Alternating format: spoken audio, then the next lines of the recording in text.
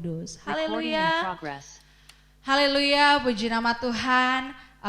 Mari Bapak Ibu Saudara semua, sebelum kita memulai ibadah pagi hari ini, saya berikan waktu sebentar untuk kita bersaat teduh, untuk kita menikmati kasih Tuhan, untuk kita mereview kembali setiap anugerah Tuhan yang tidak pernah berhenti di dalam kehidupan kita.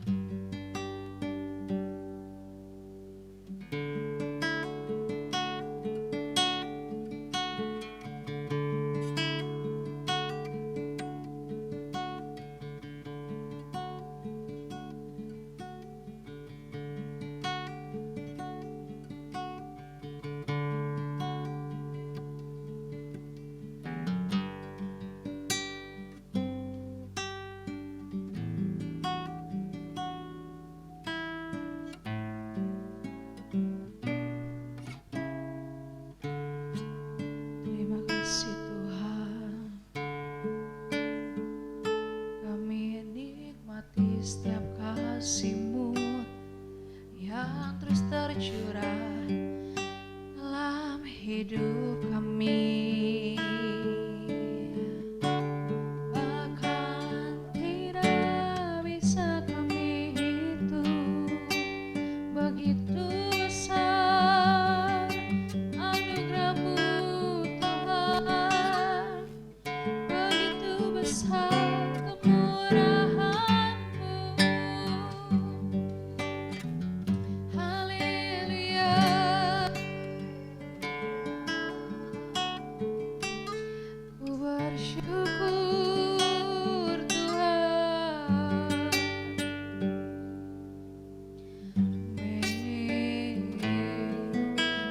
Rasakan kasih-Mu Tuhan,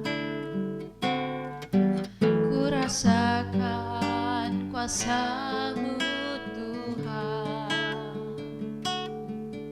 ku rasakan kasih kuasa Roh Kudus, ku rasakan kehadiran-Mu, ku rasakan kasih-Mu Tuhan, ku rasakan kuasa-Mu Tuhan, ku rasakan kasih kuasa Roh Kudus, ku rasakan kehadiran-Mu, curahkanlah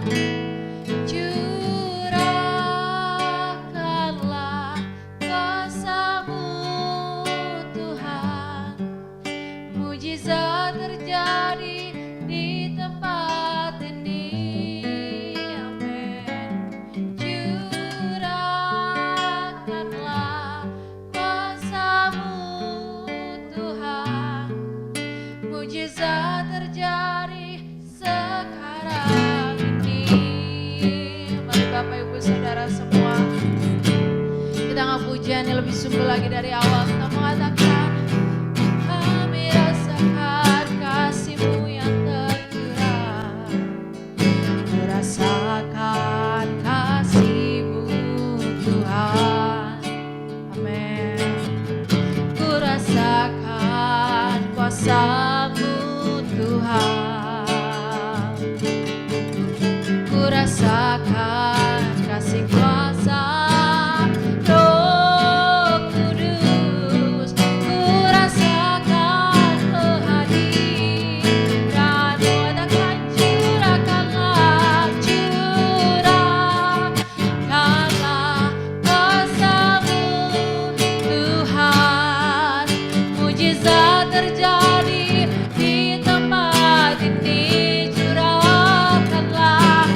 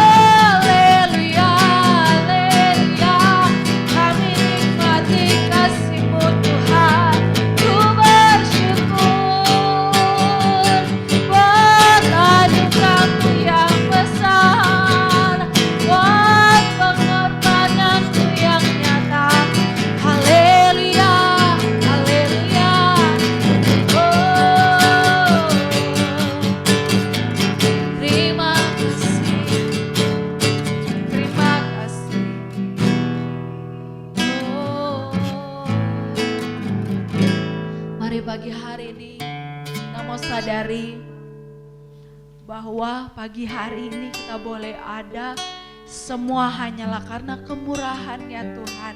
Semua hanyalah karena kasih Tuhan. Saat kita berjalan melewati waktu yang ada, 1 jam ke depan, 1 hari ke depan, 1 minggu ke depan, 1 bulan, bahkan 1 tahun ke depan, kita tidak tahu apa yang akan terjadi. Kita tidak tahu apa yang akan Tuhan izinkan diberikan di dalam kehidupan kita. Tapi yang kita tahu satu hal, bahwa Tuhan tidak pernah meninggalkan kita, bahwa Tuhan senantiasa menggandeng hidup kita, senantiasa menyertai kita. Biarlah kita melakukan bagian kita yang terbaik, yaitu selalu menghargai setiap kasih Tuhan, menghargai setiap waktu yang Tuhan beri dengan hidup senantiasa taat dan berkenan bagi Dia. Biarlah satu-satunya tujuan kita hanyalah untuk menyenangkan hatinya Tuhan. Amin. Layakan kami Tuhan, layakan kami. Amin.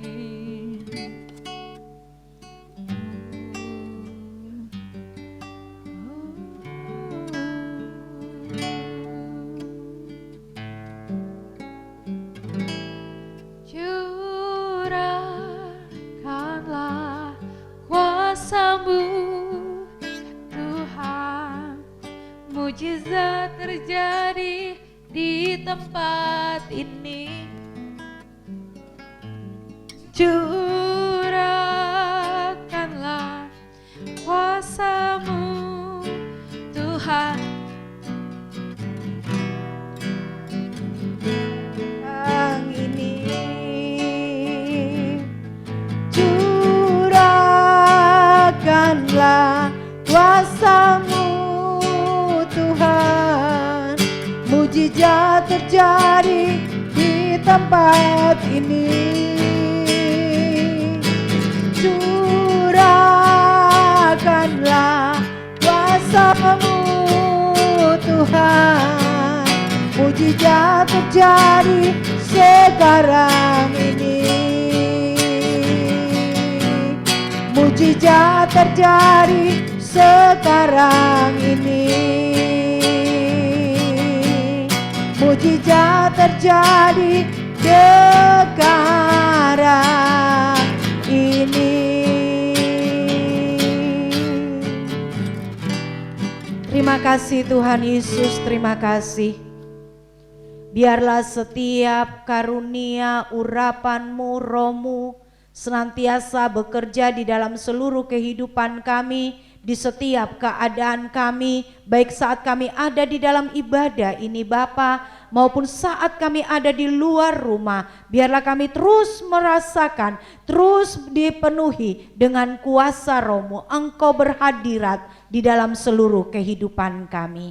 Bapa, pada saat pagi ini Tuhan, kami mau siap untuk mempermuliakan nama-Mu lewat ibadah kami pagi ini. Pakai kami semua pelayan-pelayan-Mu yang ada Tuhan. Urapi kami Bapa, biarlah dalam setiap pelayanan kami, Engkau yang kami tinggikan, Engkau yang kami agungkan, Engkau yang kami permuliakan. Bahkan seluruh jemaat-jemaat-Mu dimanapun mereka berada, yang saat ini mengikuti ibadah, biarlah berkat kasih karunia daripada-Mu Bapa terus mengalir dalam kehidupan jemaat-Mu, sehingga kami boleh bersama-sama untuk menikmati berkat-berkat di dalam ibadah kami. Terima kasih Bapa, kami menyerahkan ibadah kami pada pagi ini, dari awal, pertengahan hingga akhirnya. Biarlah kehendak-Mu yang terjadi dan nama-Mu yang dipuji dan dipermuliakan. Terima kasih Tuhan, terima kasih. Kami buka ibadah kami pada saat pagi ini hanya di dalam nama Tuhan kami Yesus Kristus yang menjadi Tuhan dan kekasih jiwa kami. Haleluya, haleluya, amin. Amin, puji nama Tuhan. Mari kita mau berikan kemuliaan bagi nama Tuhan dulu. Haleluya, puji Tuhan. Pagi hari ini mari kita bersiap untuk mempermuliakan nama Tuhan. Bapak Ibu Saudara yang ada di tempat masing-masing, saya undang semuanya untuk bangkit berdiri. Pagi hari ini kita mau angkat pujian kita dengan penuh ucapan syukur dan sukacita. Kita angkat pujian, sungai sukacitamu. Haleluya. Katakan, sungai sukacitamu mengalir dalamku. Oh yes, yes, yes, yes. Anggur sukacitamu melimpah dalamku. Mari semuanya menari. Ku menari dan bersuka, pujimu setiap waktu, sebab sungai sukacitamu ada dalamku. Katakan mengalir, amin.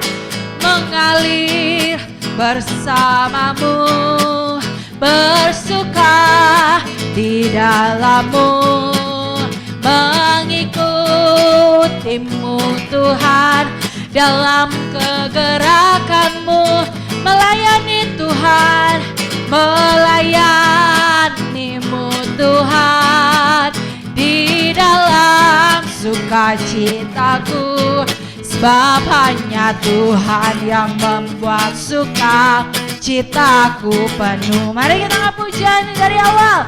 Katakan sungai, sungai sukacitamu dalamku. Oh, anggur sukacitamu melimpah dalamku. Katakan, ku menari dan bersuka, pujimu setiap waktu, sebab sungai sukacitamu ada dalamku. Amin. Katakan, mengalir, mengalir bersamamu, bersuka, bersuka di dalammu, mengikutimu Tuhan dalam kegerakanmu, bersama melayani Tuhan, melayanimu Tuhan di dalam sukacitaku, sebab hanya Tuhan yang membuat sukacitaku penuh. Sekali lagi katakan, mengalir, mengalir bersamamu, bersuka, bersuka di dalammu. Amin. Mengikutimu Tuhan dalam kegerakanmu, melayanimu Tuhan di dalam sukacitaku, sebab hanya Tuhan yang membuat sukacitaku penuh. Katakan, sebab hanya Tuhan, sebab hanya Tuhan yang membuat sukacitaku penuh. Lagi katakan, sebab hanya Tuhan, sebab hanya Tuhan yang membuat sukacitaku penuh. Amin. Beri kemuliaan bagi nama Tuhan. Haleluya. Pagi hari ini kita sambung pujian kita. Kita mau katakan, dalam Yesus kita bersaudara. Haleluya. Siapa di sini yang percaya bahwa kita semua walaupun berbeda dari satu suku, kita datang dari berbagai daerah, tapi yang kita percaya bahwa kita adalah saudara satu di dalam Tuhan. Amin. Kita angkat pujian, dalam Yesus kita bersaudara.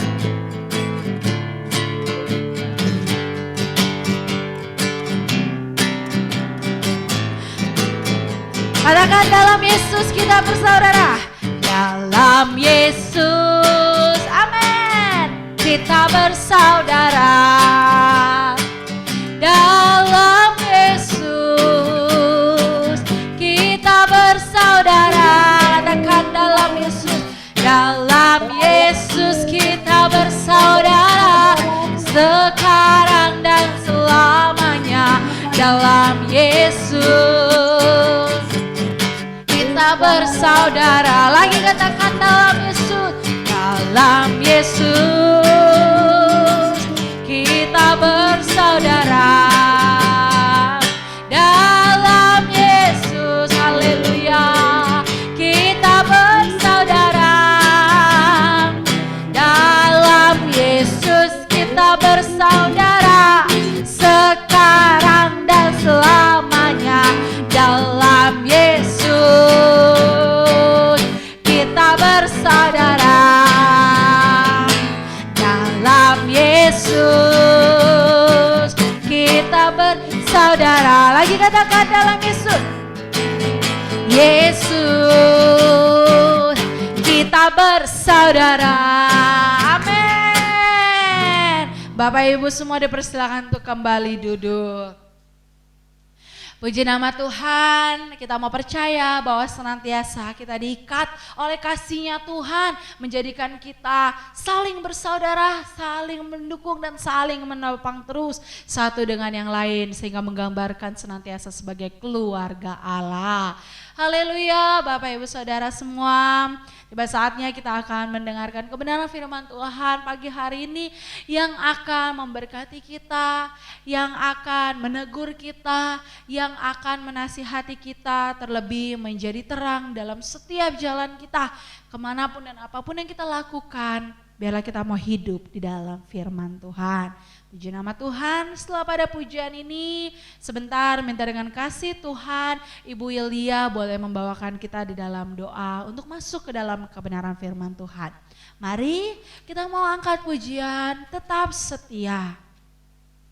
Kita mau seperti wanita yang duduk di kaki Tuhan, yang rindu untuk dibenahi oleh kebenaran firman Tuhan, mendengarkan kebenaran firman Tuhan selalu dan menjadikannya rema dalam hidup kita.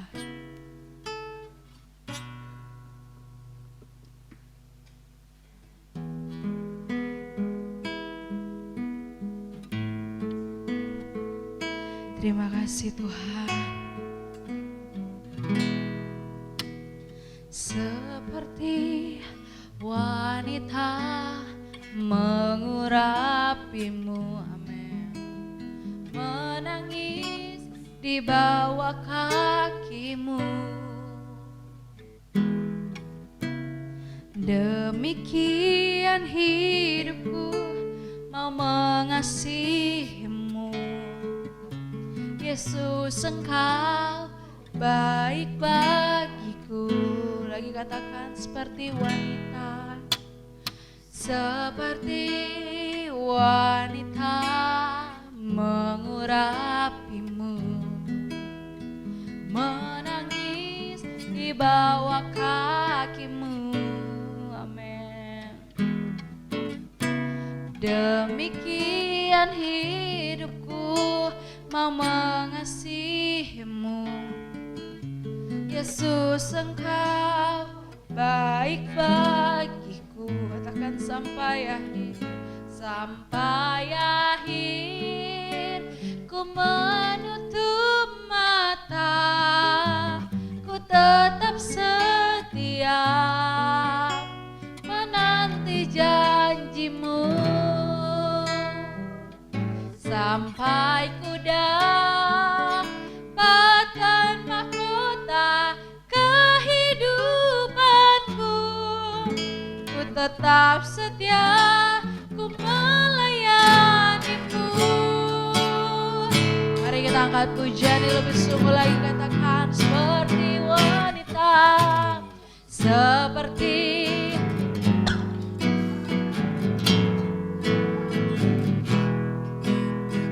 menangis di bawah kakimu, amin.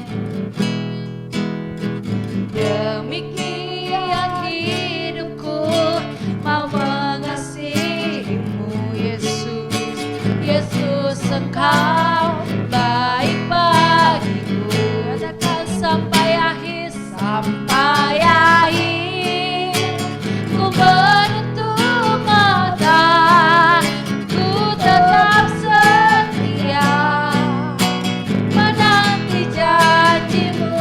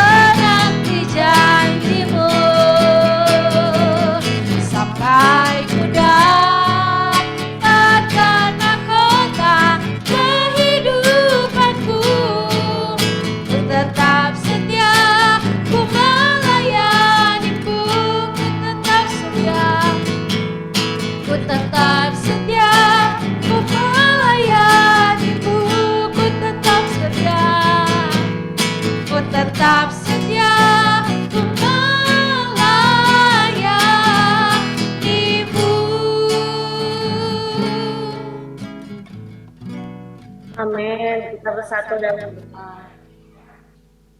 Pak, terima kasih Tuhan. Sungguh benar Bapa. Kami ingin hidup setia. Kami ingin hidup, tujuan kami hanya Engkau, hanya kerajaan-Mu Tuhan.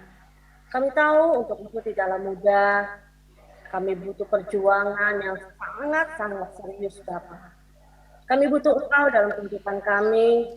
Biarlah kehidupan kami semakin hari, kehidupan kami semakin melekat dengan Engkau Tuhan. Semakin kami meninggalkan kenikmatan dunia, semakin kami meninggalkan apa yang ada pada kami. Kami tidak mengikat hidup kami dengan perkara-perkara dunia. Kami hanya mengikat hidup kami dengan kasih-Mu, dengan cinta-Mu.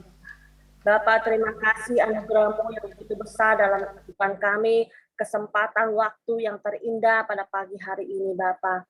Terima kasih Tuhan, terima kasih. Pujian penyembahan kami, Bapak.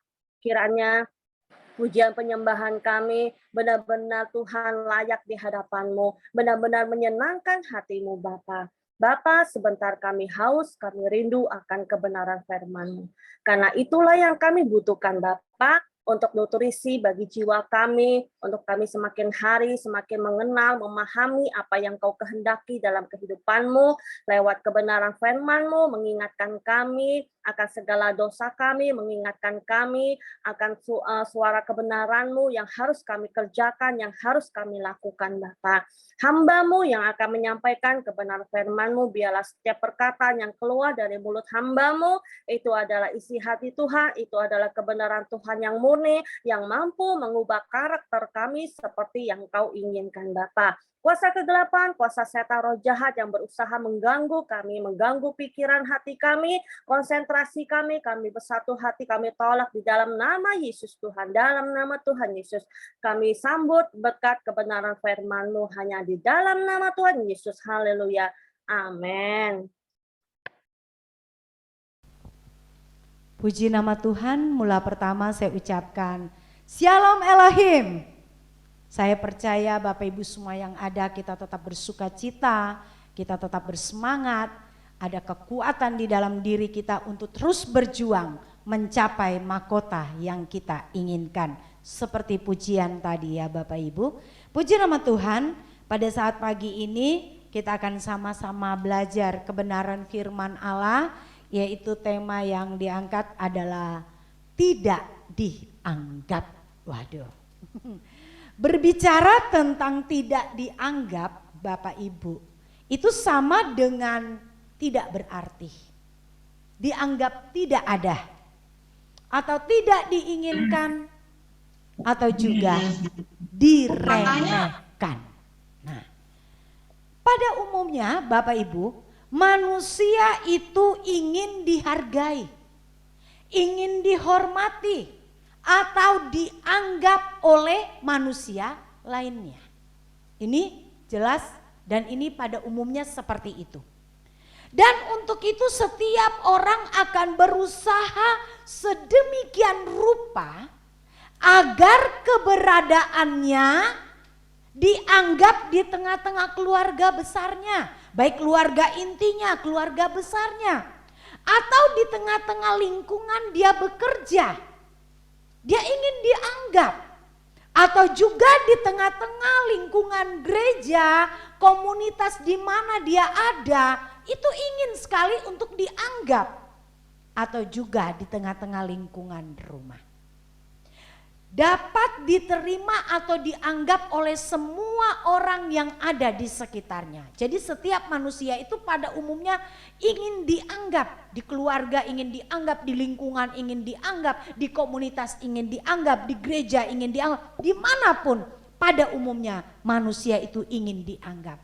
Karena dianggap itu, merasa tidak dianggap itu sangatlah menyakitkan. Suatu hal yang tidak enak dan menyakitkan. Bahkan ada bahasa sekarang katakan apa?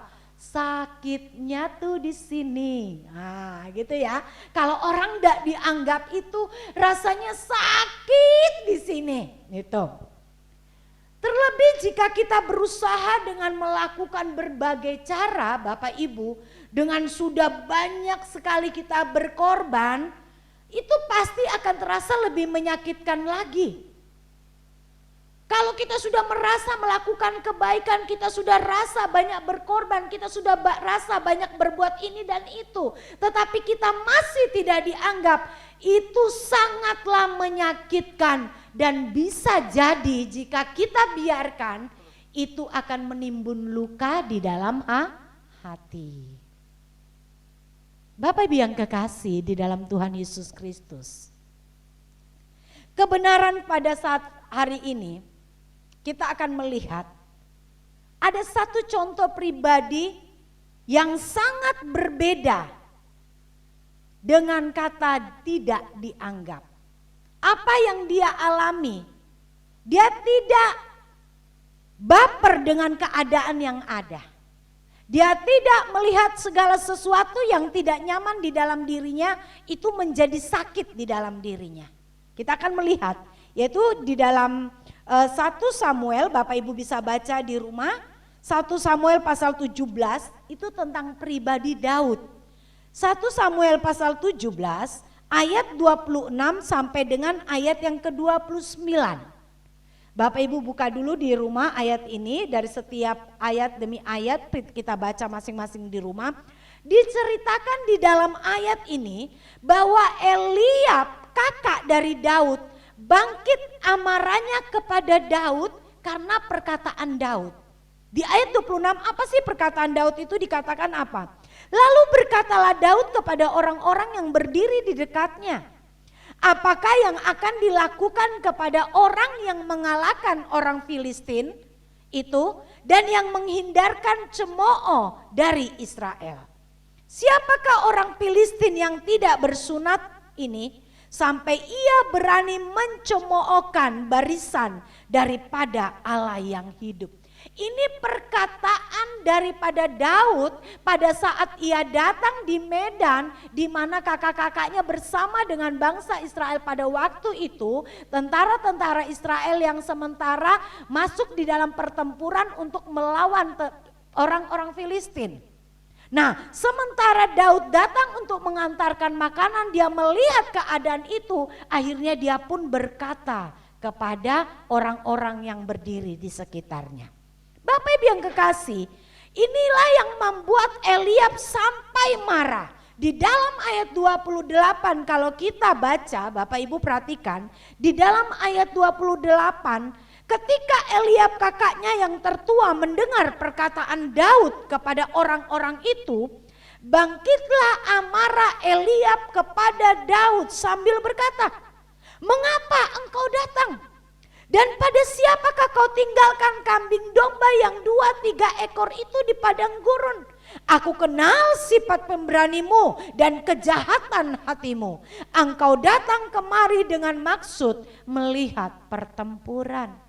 Ini yang diungkapkan oleh Eliab dengan nada amarahnya. Kenapa engkau datang kemari? Setidak-tidaknya kedatangan daripada Daud itu sangat tidak diharapkan oleh kakaknya Eliab. Padahal awal pertama datang Daud ke medan pertempuran pada saat itu hanya karena disuruh oleh ayahnya Isai untuk mengantarkan makanan. Siapakah engkau? Dikatakan boleh. Siapakah engkau? Kenapa engkau? Dikatakan siapakah yang engkau suruh? Siapakah yang engkau suruh untuk menjaga kambing dombamu yang 2-3 ekor itu? Wow, perkataan daripada Eliab. Bahkan dia katakan, aku kenal sifat pemberanimu dan kejahatanmu. Ini arti katanya apa? Eliab sangat tahu bagaimana sifat pemberaninya, sok pemberaninya. Kalau di bahasa sehari-harinya, dikatakan di dalam Alkitab bahasa sehari-harinya, aku tahu sok pemberanimu itu Daud, dikatakan. Engkau datang kemari hanya maksud untuk melihat pertempuran yang kalau bisa dibahasakan hanya untuk mau nonton bagaimana pertempuran itu. Bapak Ibu yang kekasih, dari ayat 28 ini kalau kita baca dengan baik, kita perhatikan isi demi isi dari kata-kata ini, terlihat jelas bahwa Daud itu tidak dianggap oleh Eliab kakaknya. Mengapa? Karena bagi Eliab, Daud hanya sebagai penjaga kambing domba ayahnya yang tidak seberapa jumlahnya. Dikatakan di dalam Alkitab 2-3 ekor. Berarti enggak terlalu banyak-banyak amat gitu kan. Daud juga tidak punya pengalaman untuk ada di dalam medan pertempuran. Dia hanya cuma punya pengalaman sebagai gembala kambing domba 2-3 ekor. Tapi sok-sok berani gitu loh. Ini kalau kita jabarkan secara bahasa Indonesia. Tujuan Daud itu, aku tahu tujuan kamu tuh cuma hanya datang untuk melihat. Inilah perkataan-perkataan Eliab kakaknya kepada Daud. Seolah-olah Daud itu tidak dianggap, Daud itu diremehkan. Kalau kita ingat peristiwa di mana Samuel datang untuk mengurapi anak-anak Isai yaitu Daud pada saat itu. Samuel mengundang Isai bersama dengan anak-anaknya untuk datang. Tetapi Isai sebagai ayah tidak mengajak Daud. 7 anaknya dibawa untuk dipertemukan kepada Samuel. Tetapi Daud, anak bungsunya tinggal di padang untuk menjaga kambing domba. Ini berarti apa? Daud itu tidak dianggap. Daud itu dianggap masih kecil. Kamu hanya penjaga kambing domba. Mungkin kakak-kakakmu inilah yang harus datang bertemu dengan Samuel. Hal seperti ini pun sudah dialami Daud sebelumnya. Tetapi kita melihat di sini di dalam ayat 29, kalau Bapak Ibu baca di rumah, tidak sedikit pun Daud merasa terganggu, marah atau tersinggung dengan perkataan Eliab. Tidak sedikit pun dia merasa. Tidak ada perkataan yang dia merasa, aduh kenapa sih kamu berkata gitu kakak? Kan biasa kalau kak bersaudara itu pasti ada saling bertentangan lah, saling lawan melawan, malah masalah bahasa lah. Tetapi Daud tidak sedikit pun terganggu dengan perkataan Eliab yang menganggap dia rendah. Tetapi kita melihat di sini sebaliknya. Daud bukan menyerah, Daud bukan menjadi lemah, Daud bukan menjadi orang yang putus asa. Tetapi Daud kemudian pergi dan dia juga kembali mempertanyakan hal yang sama kepada prajurit-prajurit lainnya. Bapak Ibu yang kekasih, luar biasa kehidupan pribadi Daud. Makanya di dalam pembacaan di Mazmur bagaimana sikap Daud kepada Allah, ketergantungannya kepada Allah, kedekatannya kepada Allah, hubungannya kepada Allah itu sangat terlihat jelas di dalam diri Daud. Bapak Ibu, kalau manusia saja pada umumnya atau kebanyakan tidak ingin atau tidak mau menjadi orang yang tidak dianggap oleh sesamanya. Terlebih Tuhan kita, ini loh. Manusia yang terlihat, yang punya ketidaksempurnaan, yang punya keterbatasan, tidak mau menjadi orang yang tidak dianggap. Bagaimana dengan Tuhan kita? Terlebih Tuhan kita. Sadarkah di dalam kehidupan kita bahwa sering sekali kita tidak menganggap Tuhan di dalam hidup ini. Sangat sering sekali kita tidak menganggap bahwa Tuhan itu hidup di dalam diri kita. Mungkin kita bisa berkata, mana mungkin aku seperti itu. Aku kan ini adalah orang yang percaya dan setia Tuhan. Aku kan ini pelayan Tuhan. Masa aku nggak menganggap Tuhan sih? Bapak Ibu yang kekasih, kalau kita mau jujur menilai diri kita sendiri, benarkah kita sudah menganggap Tuhan ada hidup di seluruh kehidupan kita? Jawabannya apa? Ada pada diriku dan dirimu. Gak perlu kita jawab kencang-kencang. Kita mau jujur di hadapan Tuhan. Bahwa selama kita hidup saat-saat ini, apakah aku sudah menganggap Tuhan di dalam hidupku? Atau aku meremehkan Tuhan, atau aku menganggap Tuhan itu tidak ada, atau aku menganggap Tuhan itu terlalu jauh untuk kugapai. Bapak Ibu yang kekasih, pertanyaannya saat ini yang akan menjadi poin dalam pembelajaran kita adalah, saat kapan Tuhan tidak kita anggap di dalam hidup kita? Saat kapan Tuhan itu tidak kita anggap di dalam hidup kita?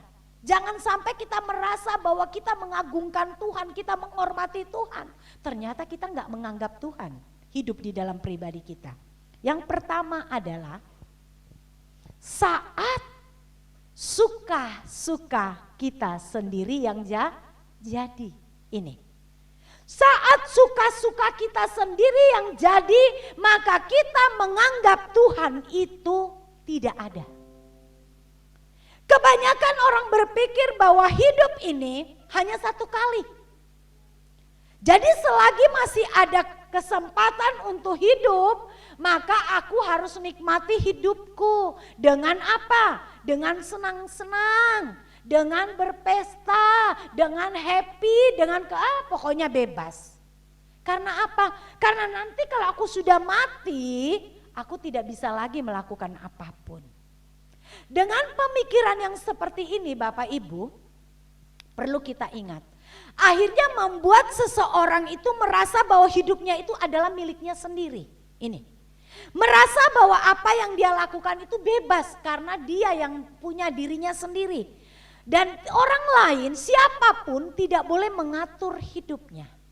Dan pastinya Bapak Ibu, orang yang berkeadaan memiliki pemikiran yang seperti itu, maka apapun yang dia pikirkan, perhatikan, apapun yang dia rasakan, apapun yang ada di dalam hatinya, apapun yang dia perkatakan, dan apapun yang dia lakukan, pastinya semuanya adalah sukanya sendiri. Sedikit pun tidak pernah ada yang namanya mempertimbangkan, memperkarakan apakah yang dia perbuat, apakah yang ku perbuat, apakah yang ku pikirkan, apapun yang ku katakan, apakah yang ku lakukan itu, semuanya Tuhan senang, hati Tuhan senang, hati Tuhan sakit atau tidak. Ini enggak pernah. Enggak pernah dipikirkan. Jadi kalau mau ngomong asal ngomong, enggak peduli. Kita jangan katakan, oh itu hanya untuk orang-orang di luar, orang-orang yang gak pernah ibadah, orang yang gak setia Tuhan. Nanti dulu. Terkadang hal seperti ini pun terjadi di dalam dunia pelayanan. Bahkan kita orang yang menganggap diri kita sudah setia Tuhan, sudah setia melayani. Tetapi kadangkala pikiran kita bebaskan berpikir hal-hal yang negatif. Berpikir hal-hal yang kotor, bahkan mulut kita tidak menjaga, kita tidak berhati-hati, kita tidak menganggap Tuhan itu ada. Sehingga kalau kita mau berbicara, asal keluar saja pembicaraan kita. Atau di dalam tindakan-tindakan kita tidak pernah memikirkan bahwa Tuhan itu ada yang senantiasa memantau kehidupan kita bagai CCTV. Tuhan itu selalu ada di sekitar kita, bahkan dalam kehidupan kita, sehingga kita mau seenak-enaknya aja dalam hidup ini. Kehidupan orang Kristen yang sembarangan, yang sembrono seperti ini adalah kehidupan yang tidak pernah menghormati Tuhan atau menganggap Tuhan ada di dalam hidupnya. Harusnya Bapak Ibu kita menyadari ya, bahwa setiap orang yang telah ditebus oleh darahnya, maka hidupnya itu bukan dirinya lagi. Bukan miliknya sendiri tetapi hidup bagi Tuhan. Jadi kalau orang yang sudah tertebus, sudah ditebus oleh darah Kristus, maka hidup kita ini bukan milik kita sendiri. Hidup kita ini miliknya Tuhan. Nah kalau hidup kita miliknya Tuhan, berarti segala sesuatu yang ada di dalam diri kita harus untuk kepentingan Tuhan. Kita buka di dalam 2 Korintus pasal yang kelima ayat 15. Itu jelas dikatakan, 2 Korintus pasal yang kelima ayat 15 yang berbunyi demikian. Dan Kristus telah mati untuk semua orang, supaya mereka yang hidup tidak lagi hidup untuk dirinya sendiri, jelas. Tetapi untuk Dia yang telah mati dan telah dibangkitkan untuk mereka. Jadi saat Yesus sudah berkorban di atas kayu salib, Itu berarti kita tidak berhak atas hidup kita. Hidup kita bukan untuk diri kita sendiri, tetapi hidup kita adalah untuk Kristus dan bagi Kristus untuk kemuliaannya. Jadi kita nggak boleh seenak-enaknya, nggak boleh sesuka-sukanya, nggak boleh bebas-bebasnya untuk memperlakukan hidup kita. Karena kita menganggap ini aku sendiri, ini diriku, ini hidupku. Sehingga apapun yang aku lakukan, aku mau bebas lakukan apapun. Toh nanti yang sakit aku sendiri, salah. Karena apa? Kita harus bertanggung jawab. Karena diri kita ini bukan milik kita lagi, tetapi Kristus yang ada di dalam diri kita. Jadi harus kita berhati-hati dalam hidup. Itu yang pertama. Dan yang kedua, Bapak Ibu, saat kapan kita menganggap Tuhan tidak ada di dalam diri kita? Saat kapan kita tidak menganggap Tuhan di dalam hidup kita? Saat kita ambil bagiannya Tuhan. Saya sempat kemarin katakan sama saya, firman Tuhan di Yud juga sama dengan firman Tuhan untuk besok hari Minggu ya, Kak. Porsinya, jangan ambil porsinya Tuhan ya, kemarin ya di pemuda ya. Di sini kita akan belajar bahwa orang yang menganggap Tuhan tidak ada, tidak menganggap Tuhan, meremehkan Tuhan, menganggap Tuhan tidak berarti, adalah saat kita ambil bagiannya Tuhan. Dalam hidup ini semua itu ada bagian-bagiannya masing-masing. Ada bagian kita dan ada bagiannya Tuhan. Nah, contohnya dalam hal kita bersaudara saja. Ada bagiannya untuk kakak, ada bagiannya untuk adik. Nah, saat kita mengambil bagian kakak itu berarti kita adalah orang yang apa? Tidak tahu diri. Adalah orang yang apa? Tidak sopan, atau kata kasarnya lagi ada orang yang katakan apa? Kurang ajar, kurang diajar. Nah, tetapi kenyataan yang terjadi Bapak Ibu, kita itu sering ngambil bagian Tuhan. Ini, kita sering mendahului Tuhan di dalam hidup ini. Yang seharusnya porsinya Tuhan, yang seharusnya itu bagiannya Tuhan, kita sudah ambil dulu. Padahal itu enggak boleh. Karena porsinya Tuhan pastinya lebih. Kita manusia adalah terbatas. Kita manusia pastinya tidak mampu mengambil porsinya Tuhan. Karena kita adalah manusia yang penuh dengan keterbatasan. Seperti sesuatu yang seharusnya tidak kita pikirkan, tidak kita khawatirkan, tidak kita takutkan secara berlebihan, tetapi kita sudah melakukan itu. Itu adalah mengambil bagian Tuhan. Tetapi kita pikirkan, khawatirkan, takutkan secara berlebihan, akhirnya membuat apa? Membuat kita menjadi orang yang tidak ada ketenangan. Menjadi orang yang apa? Gak ada sukacita. Menjadi orang yang apa? Akhirnya penyakit datang satu persatu di dalam diri kita. Karena apa? Karena itu tadi. Kita sudah ambil bagiannya Tuhan. Kita ambil porsinya Tuhan. Terlalu kita pikirkan. Terlalu kita khawatirkan. Padahal yang gak harus kita khawatirkan jangan kita khawatirkan. Kita gak usah terlalu berpikir yang jauh dulu. Ini, Bapak Ibu yang kekasih, kenapa saya katakan seperti ini? Contoh kecil di dalam kehidupan saya secara pribadi yang saya alami sendiri. Dan itu cukup menjadi pelajaran di dalam diri saya yang saya ingat. Pada bulan Agustus kemarin Bapak Ibu, ini sedikit saya saksikan dan ini menjadi pelajaran di dalam diri kita bahwa hal kecil seperti ini pun ini menjadi pembelajaran. Bulan Agustus kemarin yang pernah kita alami terjadi angin yang kencang ya dalam bulan Agustus itu setiap hari kalau siang mulai dari jam 10 pagi itu anginnya kencang banget. Dan mengakibatkan dinding pastori yang dinding gereja sampai ke pastori ke atas itu yang ditutupi dengan atap plastik itu ada yang lepas satu. Itu pas yang di atas yang hampir mau mendekati atap. Nah, sementara itu saya berpikir Bapak Ibu, jika ini dibiarkan bergantung, atap dinding itu dibiarkan bergantung itu akan berbahaya. Karena angin yang kencang itu bisa mempengaruhi atap-atap yang lain karena lengket kan dengan pakunya pun pastinya karena sudah lama jadi pastinya akan kendor. Nah angin itu begitu kencang, jadi kalau angin itu kencang saya perhatikan itu atapnya bergoyang-goyang-goyang dan ini akan mengakibatkan apa? Bisa jadi akan merusak atap-atap yang ada dan kedua mengakibatkan tidak aman. Untuk mungkin orang yang tiba-tiba ada di bawah tetangga yang berdekatan dengan rumah itu pastinya akan terganggu karena tiba-tiba jatuh kan kena.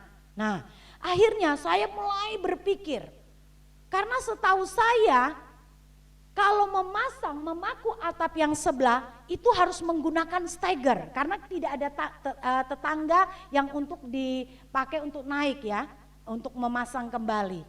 Saya mulai bingung, saya mulai berpikir. Dan saya mulai cari solusinya sendiri dengan apa? Saya mulai hubungi cari informasi tempat penyewaan stagger. Saya dapat satu harganya lumayan. Saya cari lagi dapat lumayan. Saya akhirnya berpikir, Bapak Ibu, waduh atap yang terlepas cuma satu. Sementara sewa stagger 1 hari mahal. Kok enggak sesuai ya? Biayanya besar banget. Saya mulai berpikir di dalam dan itu jujur mengganggu di dalam pikiran saya. Akhirnya saya duduk, saya tenang, saya berpikir. Saya akhirnya ambil keputusan. Saya telepon tukang. Saya panggil dan saya suruh lihat situasi keadaannya yang ada. Akhirnya tukang itu pun langsung datang dan dia melihat keadaannya. Dia katakan apa? Bu, memang kalau secara kerja yang normal kita harus pakai stagger. Tetapi kita harus pikirkan stagger biayanya besar Bu. Sementara kalau pakai stagger sudah sewa staggernya mahal, yang dikerjakan cuma kecil dan kedua tidak bisa 1 orang, itu harus pakai berapa orang. Waduh, jadi kira-kira gimana ya Pak? Nah saya mulai bertanya, akhirnya dia bilang gak usah Bu, saya akan naik ke atas atap, saya akan bongkar atap di atas 2 lembar dan saya akan kerjakan. Akhirnya tukang pun mengerjakan Bapak Ibu. Dia mengerjakan sekalipun saat itu saat mengerjakan saya ngeri-ngeri sedap lihatnya. Dari atas saya intip, dari bawah saya intip-intip di jendela dapur agak ngeri-ngeri sedap. Tapi tukang teriak dari bawah, Ibu gak usah lihat-lihat, Ibu gak usah ngeliat-ngeliat. Oke saya ikutin. Setengah hari pekerjaannya terselesaikan dengan baik. Bapak Ibu yang kekasih, lewat ini saya kemudian berpikir dan itu saya akhirnya berpikir bahwa dalam waktu setengah hari aja tukang bisa menyelesaikan. Kenapa saya yang terlalu bingung? Kenapa saya yang ambil porsinya tukang untuk berpikir ono dan ene? Sementara kalau saya langsung bertindak dengan menelpon tukang, maka tukang pun akan memberikan solusi dan menyelesaikan dengan tepat, dengan baik. Karena dia sudah ahlinya, arti katanya itu porsinya dia. Saya akhirnya katakan apa? Terima kasih Tuhan buat pelajaran ini. Bapak Ibu yang kekasih di dalam Tuhan Yesus Kristus. Dari kejadian ini memberikan pelajaran yang sangat berharga dalam kehidupan saya. Sekalipun hal itu bagi orang lain kecil, tetapi bagi saya ingat di dalam hidup saya. Bahwa di saat kita diperhadapkan dengan berbagai keadaan dalam hidup ini, betapa seringnya kita tidak menganggap Tuhan. Sehingga kita mengambil porsinya Tuhan. Kita yang sudah mengambil apa yang menjadi bagiannya Tuhan dalam menghadapi setiap keadaan kita. Kita berpikir bahwa apa yang kita lakukan itu sudah baik. Itu sudah benar. Padahal itu semuanya tidak benar. Karena kita sudah mengambil bagian Tuhan. Sama seperti sharing pemuda remaja tadi malam. Bahwa kalau itu bagiannya Tuhan ya itu bagian Tuhan. Kita jangan coba-coba mengambil bagiannya Tuhan. Karena manusia kita ini adalah manusia yang terbatas. Kita sudah memikirkan terlalu jauh ke depan. Sampai itu merusak pikiran kita, merusak energi kita, merusak kesehatan kita. Padahal masalahnya tidak akan sampai sebesar itu. Tetapi pikiran kita yang sudah bermain, kita mulai ambil porsinya Tuhan. Bapak Ibu yang kekasih, hal seperti ini pun namanya kita tidak menganggap Tuhan dalam hidup ini. Lewat pembelajaran itu, akhirnya saya mulai, Tuhan memang benar. Lewat seperti ini hal yang kecil, saya sudah ambil bagian nyawa tukang, porsinya tukang. Sehingga saya yang mikir berapa hari terganggu pikiran saya. Saya mulai memikirkan tiba-tiba angin kencang, atap terlepas dan ada korban yang ada korban di sebelah rumah, mungkin orang lagi berdiri atau apa, kenalah atap itu. Pikiran saya sudah mulai jauh.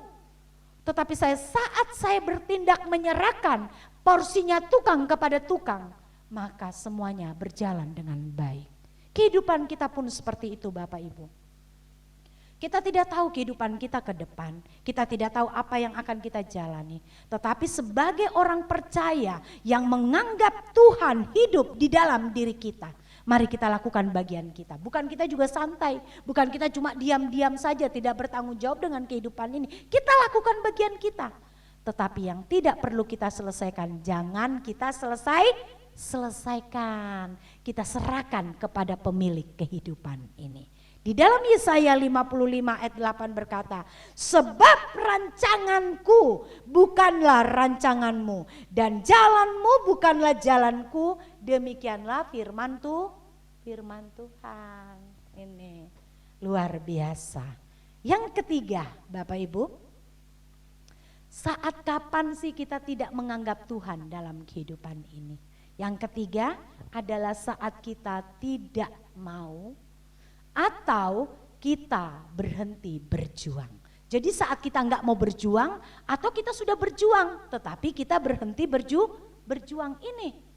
Saat kehidupan orang Kristen yang tidak mau berjuang atau berhenti berjuang untuk hidup suci, berjuang untuk mengenakan kehidupan pribadi Kristus untuk serupa seperti Kristus dan berkenan di hatinya, itu sama dengan orang Kristen yang tidak menganggap Tuhan dalam hidupnya. Jadi Bapak Ibu, saya percaya kita semua yang ada sudah dewasa di dalam Tuhan, jemaat-jemaat yang ada, ingat jangan pernah berhenti berjuang. Saat engkau berhenti berjuang atau engkau tidak mau berjuang, berarti sementara hidup kita adalah tidak menganggap Tuhan di dalam diri kita.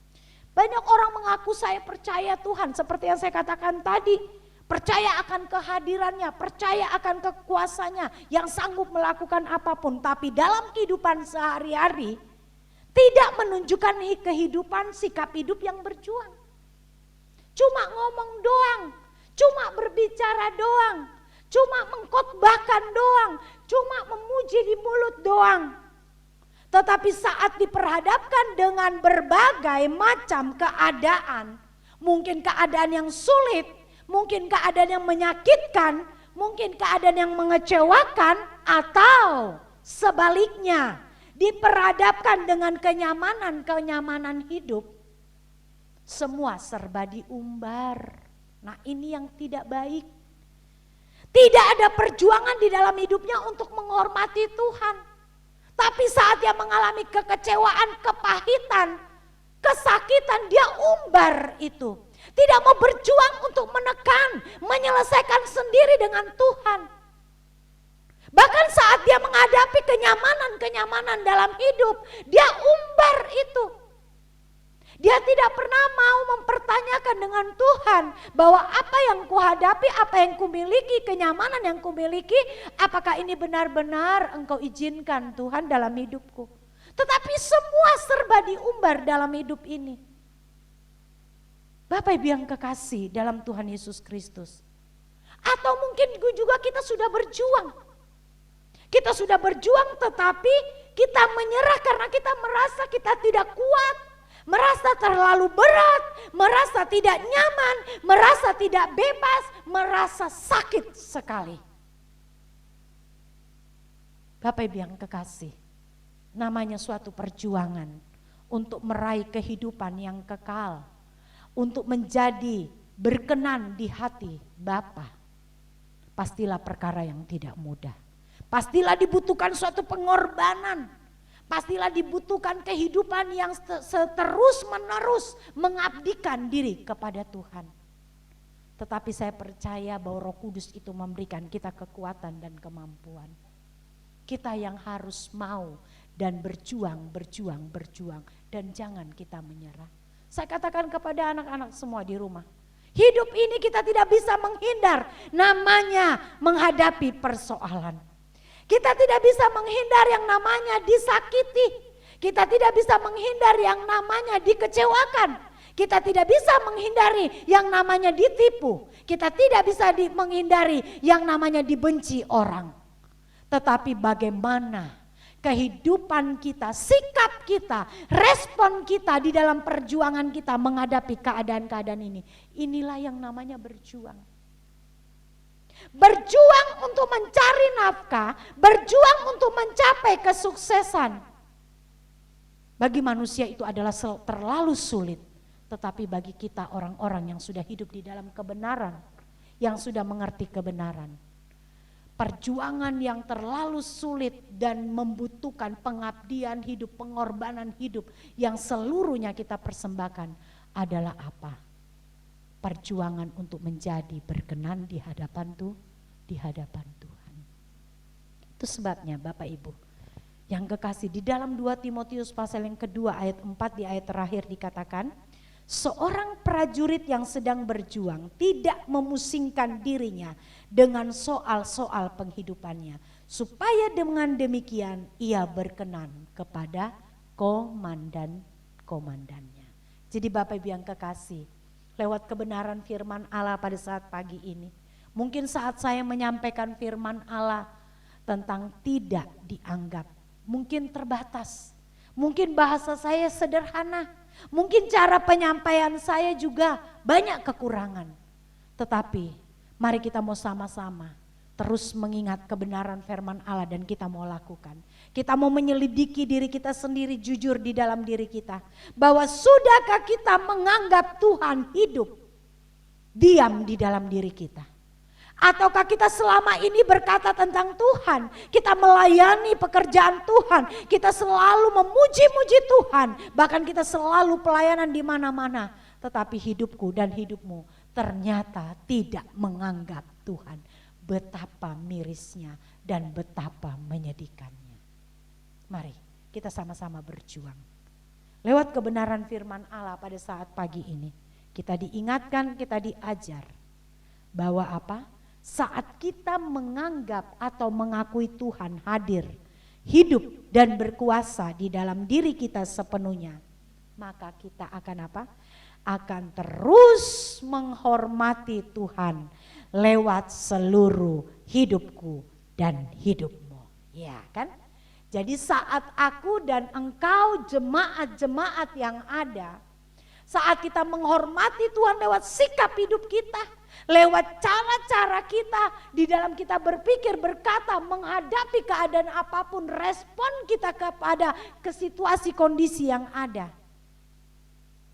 Saat kita menghormati Tuhan di dalamnya, itu bisa terrealisasi lewat kehidupan kita. Yuk sama-sama Bapak Ibu yang ada, kita mau terus menghormati Tuhan, menghadirkan Tuhan lewat seluruh sikap hidup kita. Jangan sampai kita menjadi pribadi yang kelihatannya melekat dengan Tuhan, yang kelihatannya sibuk dengan Tuhan. Ternyata kita adalah orang-orang yang tidak menganggap Tuhan lewat seluruh sikap hidup kita. Puji nama Tuhan Bapak Ibu yang kekasih. Biarlah kita semua sama-sama tetap berjuang di hari-hari kehidupan kita yang ada ini. Kita tetap mau bertanggung jawab dengan hidup kita sehari-hari. Tetapi yang terpenting adalah kita juga akan mempertanggungjawabkan diri kita di hadapan Tuhan. Kita mau terus berjuang hari demi hari, jangan pernah menyerah dan jangan pernah berhenti. Sesakit apapun, ketidakmampuan apapun, percayalah saat kita mau berjuang, Roh Kudus itu memampukan saya dan saudara. Tuhan Yesus memberkati kita semua yang ada, dan pada kesempatan ini juga tidak lupa saya menyampaikan ya, selamat ulang tahun kepada Ibu Situmorang pada hari Selasa, anak kekasih Joel dan juga Ibu Tanti. Biarlah setiap yang berulang tahun dalam 1 minggu ini semuanya tetap semangat, semangat berjuang, semangat untuk hidup dalam berkenan di hadapan Tuhan. Jangan pernah menyerah dengan keadaan yang ada, karena percayalah saat engkau berjuang, perjuanganmu tidak akan sia-sia. Tuhan Yesus memberkati kita semua yang ada. Mari kita berdoa, kita mengucap syukur buat kebenaran firman Allah pada saat ini Bapak Ibu.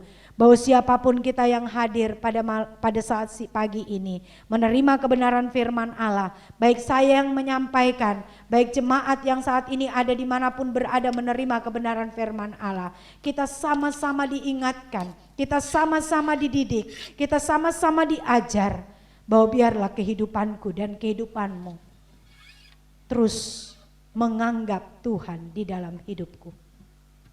Jangan pernah sekali-kali kita tidak menganggap Tuhan. Karena kita melihat, kita tahu bahwa Tuhan tidak pernah kelihatan.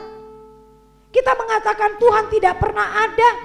Atau kita meremehkan Tuhan karena Tuhan tidak terlihat secara mata jasmani kita.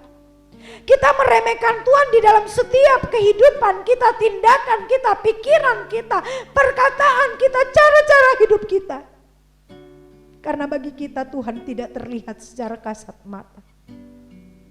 Tetapi Bapak Ibu yang kekasih dalam Tuhan, kebenaran firman Allah pada saat hari ini tidak kebetulan datang, tetapi mengingatkanku dan mengingatkanmu bahwa Tuhan ada di mana-mana. Dia tahu kehidupanku dan kehidupanmu.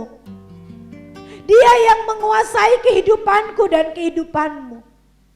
Itu sebabnya hormati Dia, hargai Dia, permuliakan Dia, bukan dengan ucapan, bukan dengan pujian penyembahan kita saat kita melayani Tuhan, tetapi lewat seluruh sikap hidup kita yang kita mau jaga. Pikiran kita jaga, hati kita jaga, mulut kita jaga, tindakan kita jaga, sikap hidup kita jaga.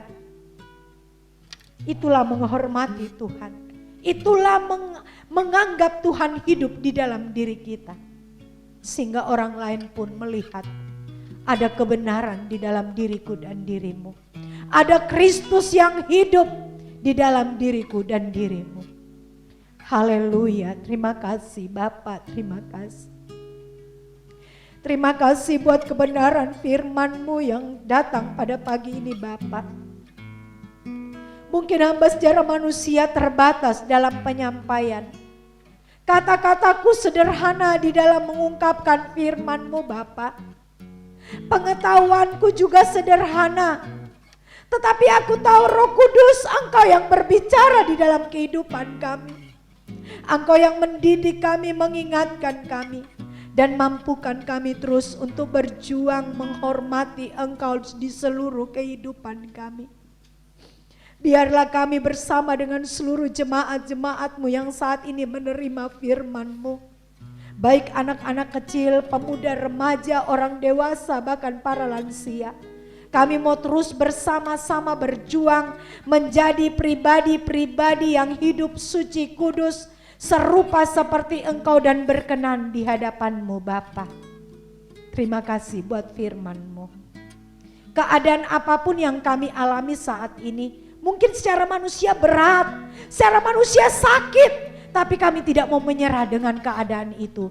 Kalau lewat keadaan, masalah, keadaan apapun yang sulit datang dalam kehidupan kami, kalau itu membuat kami mengalami Engkau, kalau itu membuat kami melihat Engkau, kalau itu membuat kami merasakan Engkau, biarlah terjadi sesuai dengan kehendak-Mu Bapa.